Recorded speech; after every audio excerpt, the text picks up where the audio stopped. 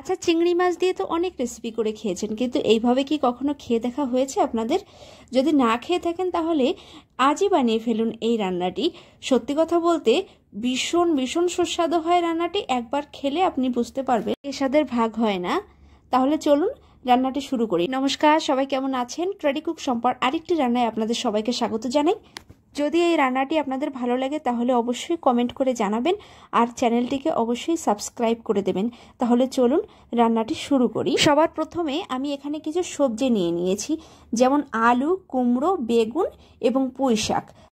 আর এখানে আমি কিছু মাঝারি সাইজের চিংড়ি মাছ নিয়ে নিয়েছি। সবার প্রথমে আমি এখানে 1 হাতা পরিমাণ তেল দিয়ে দেব।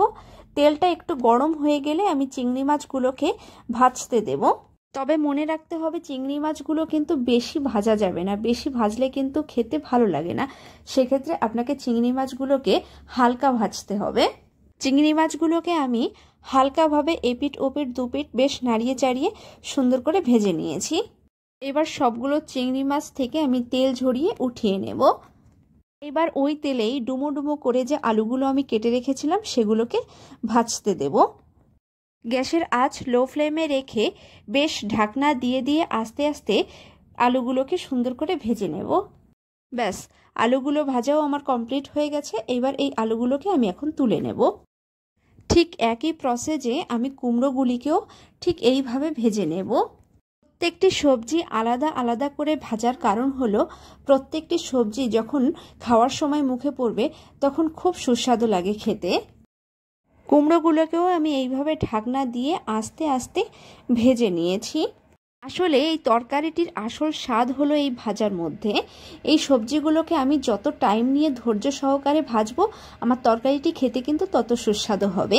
এইবার আমি ঠিক একই প্রসেসে বেগুনগুলোকেও ভেজে নেব সুন্দর করে। বেগুনগুলো যখন ভাজা হয়ে যাবে বেগুনগুলোকে আর তুলে নেব না কড়াইয়ের থেকে। আমি এর মধ্যেই পুঁই শাকগুলোকে দিয়ে ভাজতে শুরু করব। শাকটা দিয়ে কিন্তু খুব বেশি ঢাকনা দিয়ে সেদ্ধ করা যাবে না, তাহলে পুঁই শাকের যে কালারটা সেই কালারটা অনেক সময় ডিসকালার হয়ে যায় চেঞ্জ হয়ে। সেই জন্য অল্প একটু ভেজে তুলে নেব। ব্যাস, পুঁই শাকটাও খুব সুন্দর করে মজে গেছে। এবার তুলে নেব এগুলোকে।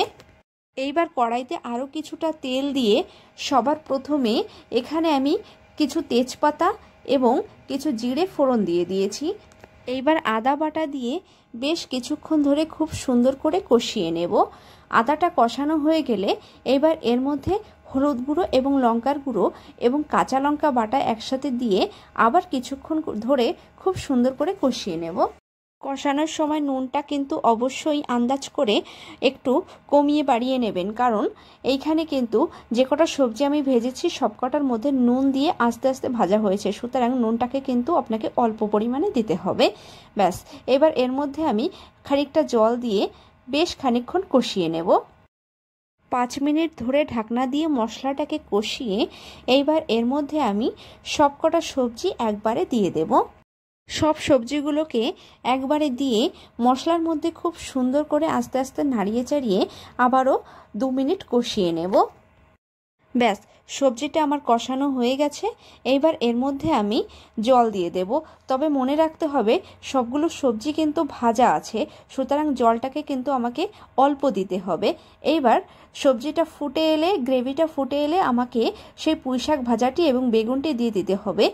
পুঁই শাক এবং বেগুনটি আমি অন্য সবজির সাথে আগে দিয়ে দিইনি, তার কারণ হলো এই দুটো যেহেতু নরম সেহেতু অন্য সবজির সাথে বেশি ফুটতে ফুটতে গলে যেত অনেকটা এবং ভালো লাগতো না খেতে। এখন আমি এখানে কিছু দারচিনি, লবঙ্গ, এলাচ নিয়ে নিয়েছি, এগুলোকে বেটে নেব। আর এখানে যে চিংড়ি মাছগুলো এগুলোকে এখন আমি দিয়ে দেব। চিংড়ি মাছগুলো দেওয়ার পরে আরও 2 মিনিট ফুটিয়ে এর মধ্যে আমি সামান্য পরিমাণে চিনি দিয়ে দেব আর সেই মশলা বাটাটি দিয়ে দেব, গরম মশলা বাটাটি। সবশেষে আমি এখানে 1 চামচ পরিমাণ সর্ষের তেল দিয়ে একটু নাড়িয়ে চেড়ে ঢাকনা দিয়ে 5 মিনিট রেখে দেব। যদি আমার এই রান্নাটি ভালো লাগে তাহলে অবশ্যই একটি লাইক করবেন। সবাইকে ধন্যবাদ ভিডিওটি দেখার জন্য।